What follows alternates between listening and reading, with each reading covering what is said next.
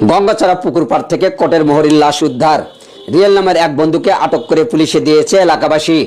রংপুরের গঙ্গাচড়া শনিবার বিকেলে ৩টায় উপজেলার মন্না ইউনিয়নের শেখপাড়া এলাকায় একটি লাশ পড়ে থাকতে দেখে এলাকাবাসী পরে পুলিশকে খবর দিলে ঘটনাস্থলে পুলিশ গিয়ে মরদেহটি উদ্ধার করে।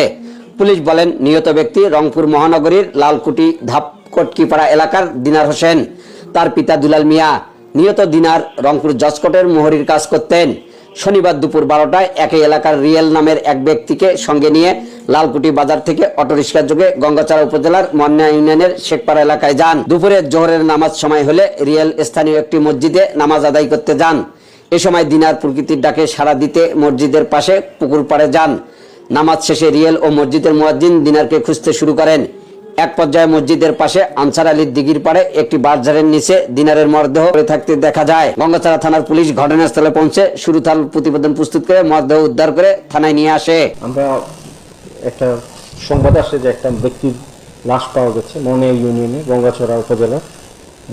খবরটি পাওয়ার সাথে সাথে আমাদের থানা পুলিশের সকল সদস্য, আমাদের অফিসার ইনচার্জ, ইন্সপেক্টর তদন্ত, তারপরে আমি ঘটনাস্থলে উপস্থিত হই।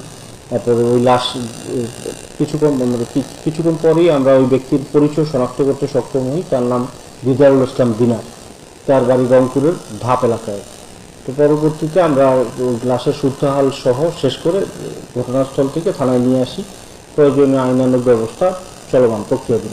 এ ঘটনায় জিজ্ঞাসাবাদের জন্য নিহতের সহযাত্রী রিয়েলকে পুলিশ হেফাজতে নেওয়া হয়েছে।